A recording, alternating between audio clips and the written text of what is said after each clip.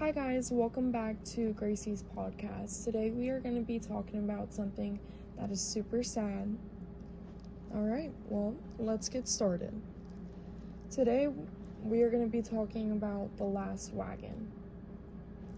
Have you ever wondered what religion can do to an isolated community? A community that relies on their religious leader will accept the leader's decision without question.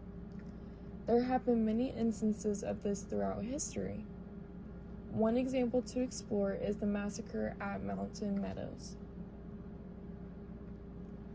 On September 11, 1857, the Mormons of the Church of Jesus Christ of Latter-day Saints and Paiute Indians massacred 120 men, women, and children. This event is known as the darkest deed of the 19th century. It is important to understand what caused this horrific event. So let's rewind to July of 1847. This is the time frame when Brigham Young and his loyal followers traveled to Salt Lake City, Utah. He and his followers believed that Salt Lake City was the promised land.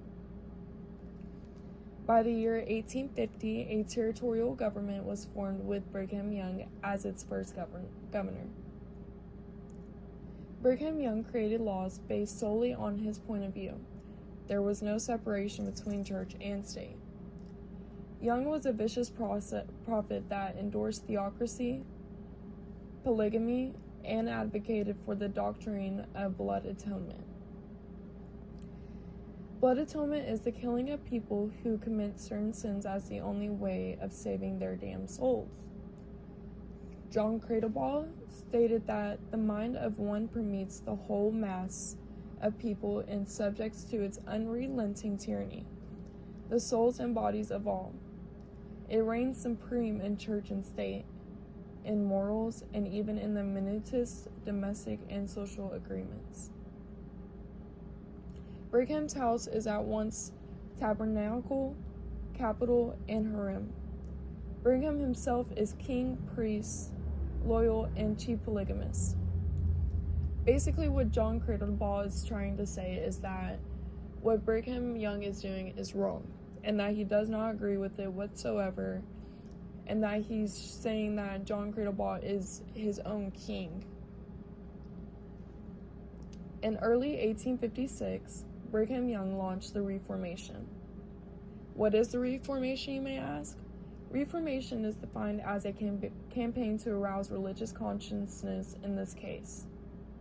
Meaning they were wanting them to be more religious, more into the sermons at church, everything that has to be considered with religion. All Mormon leaders urged spiritual repentance and being baptized again.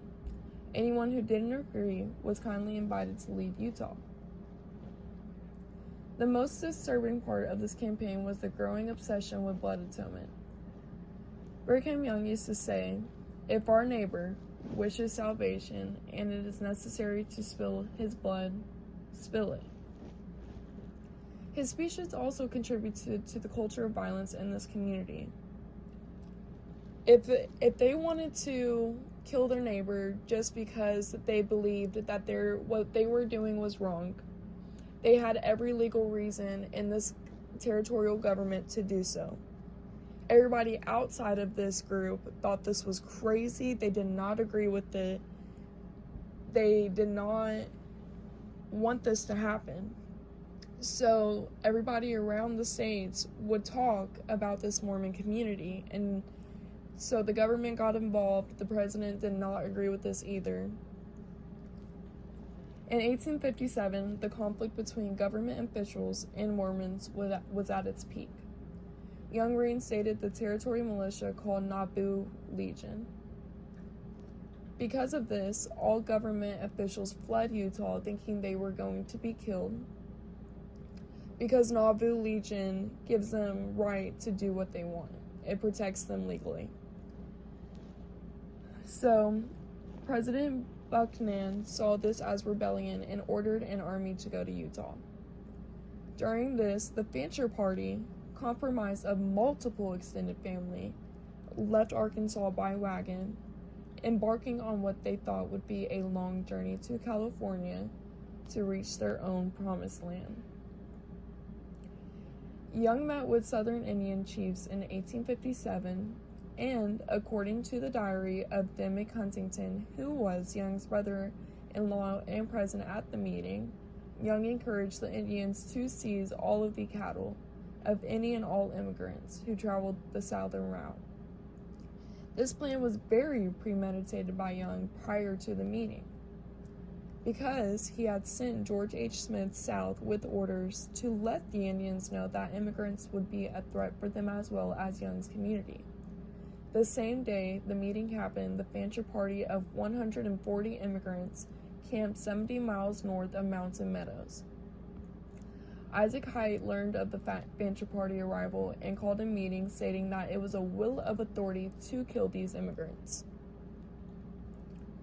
Now that the background has been detailed, let's go back to September 11th, 1857. Well, let's back it up and let me go back to September 6th. September 6th, the Fancher party made their way over the Great Basin and were camping in the Mountain Meadows on September 11th. That morning, shots were fired by a party of 50 Indians and Mormons disguised as Indians. The Mormons did this because they thought if they looked like the Indians, they weren't going to get the repercussions of doing this. The battle started by the Mormons and the Indians firing off a shot that hit a child. This child fell to the ground and died. The immigrants reacted by firing back because they did not show up unarmed. They had cattle with them, they had guns with them, they had all of their life with them. So this battle had begun and later turned into a siege. Higgs asked Brigham Young for advice from 600 miles away. So he sent a messenger boy to ask what they should do in this situation, but it was way too late. Mormon reinforcements trickled in over the next 3 days, along with Young's response to Higgs, to let the Indians do as they pleased, but if the immigrants wanted to leave Utah, to let them go in peace. Obviously, this message was way too late. On September 11th, Major John Higbee persuaded John D. Lee and William Bateman to be decoys to lure the immigrants out of their wagons. Because by this time, the immigrants are using their wagons to barricade themselves from getting shot. They waved white flags as they walked up to the wagons and made obligations that the immigrants to agree to. The immigrants gave up their guns, their cattle, and wagons in exchange for a safety 35-mile hike back to Cedar City. The Mormons and Indians made the immigrants walk in a line. The Indians had a group of children and women in a line, and then the Mormons had all the men in a line. And on each person, they had basically a guard next to them with the weapon. The Mormons and Indians made the immigrants go up a hill, and while they're going up this hill, the order was given by Higbee for the Mormons and Indians to do their duty. The immigrants were horrifically slaughtered by being shot or beat to death. The immigrant men, women, and children totaled 120. There was survivors, but they were all like 7 and under. And they did talk about what happened, and one little girl had said that she watched them get beat in the head until they were dead, and she saw their brains spill out. It's very, very sad. The first published reports appeared in California in October. This happened in September. John Aiken remarked that he had been through Mountain Meadows and wrote, "I saw about 20 wolves feasting upon carcasses." An uproar was heard throughout the United States. The U.S. Army became involved, and eventually trials were held. John D. Lee was one such trial that started on July 23rd, 1875. So this is years down the road. He went before U.S. District Judge Jacob Borman. The prosecution team consisted of a U.S. attorney, who was William C. Carey, and Robert Baskin. The defense was paid for by Brigham Young himself and consisted of 4 attorneys. The jury consisted of 8 practicing Mormons, 1 former Mormon, and 3 others with no Mormon affiliation.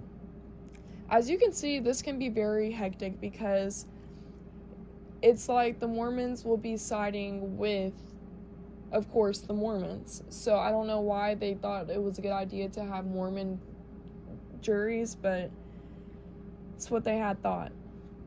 The trial was opened by Carey for the prosecution, stating the events of that fateful day. His star witness was Philip Klingsmith, the former bishop of Cedar City. Klingsmith gave his account of the day and detailed the negotiations with the immigrants. Lee's defense countered that the immigrants had bad behavior caused the sequence of the massacre. In the end, John D. Lee was not found guilty, but a second trial occurred. This trial was super different. Witnesses and evidence all pointed to Lee, because at this point, nobody is talking. The only possible person to get charged is John D. Lee, because the Mormons all spoke about him. They basically threw him under the bus. But the court also understood that Lee was following orders under Brigham Young. In April 1876, Sumner Howard became Lee's new attorney, effectively replacing Carey. The reason why Howard replaced Carey is because the U.S. was getting so much backlash from this, because everybody was just wanting somebody to be in trouble for this. They were not okay with what was happening and just was trying to advocate the best for these people who got murdered. Howard's first mission was to meet with Brigham Young to discuss a deal. That Lee would be the only one prosecuted, but Young would have to provide any witness or anything to incriminate Lee. And of course, Brigham Young obliged, because he was not going to go down for this. I mean, he was the head of the Mormon church. He was not going to be prosecuted, even though everything was everyone's fault. Everybody should have been prosecuted. So, not one Mormon stood up for Lee. William Bishop remarked, which is the judge, the Mormon church had resolved to sacrifice Lee, discarding him as no further of use. So on September 20th, 1876, Lee was found guilty of first-degree murder. The following spring, on March 23rd, 1877, Lee was executed by the firing squad. In my opinion, Lee was certainly guilty for his actions and the horrific crimes that happened. But I also believe he did not act alone. He was following what he was told to do. But this does not explain his actions at all. But everybody else needs to be prosecuted, and they will one day, and they probably have already when they died and went to heaven and they had Judgment Day. But how does a person live with themselves for murdering in cold blood, for murdering children? The Mormon church, led by Brigham Young, was also culpable. Religion in the hands of the wrong person can lead a community to do horrid things, as you can see with this trial and what happened and just the history. And it's very important to learn this history, to know, so we cannot repeat what will happen, because I've seen that happen even with today's world. But I believe that even though John D. Lee got prosecuted and was the only one prosecuted, I'm glad somebody did get prosecuted. But I think it should have been more than one person.